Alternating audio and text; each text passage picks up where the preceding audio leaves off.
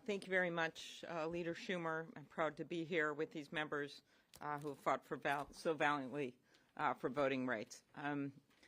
This week, many of you were there.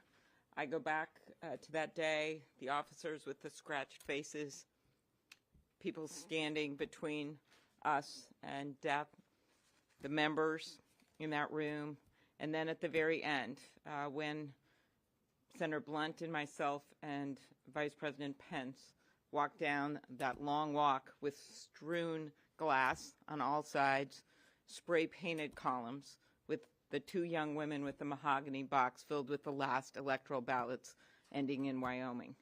And I vowed at that moment that this can never happen again, and that so much of our country and our foundation of our country and the reputation of our nation around the world is about this peaceful transition of democracy, and that we are a democracy we should be proud of.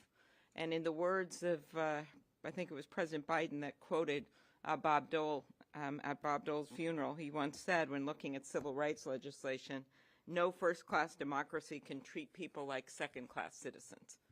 So that's what this is about.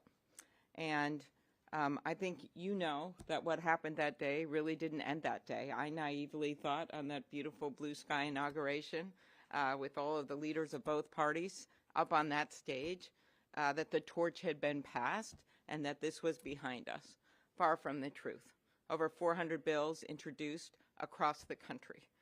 We have bayonets replaced by legislation that basically says you can't vote on weekends in the last month, as Senator Warnock will tell you, in Georgia, or that you can't register to vote, or that the bill that was passed in Wisconsin, which was by one person's veto pen, and that would be Governor Evers, would have been put into law that meant one ballot drop-off box in the entire city of Milwaukee, or votes not certified or counted, or nonpartisan ballot commissions replaced by partisan state legislatures.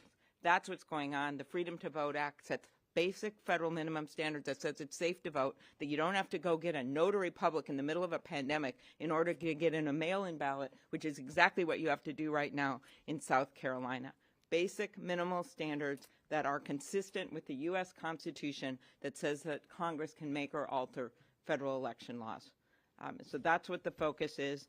I will let my colleagues answer and talk about the rules. I think we all know the answer there. The rules have been changed many times, and what we're talking about here is not getting rid of the filibuster, as much as I would personally do that, but we are talking about restoring the Senate to allow major issues of the day to be debated, and this is clearly one of them. Thank you.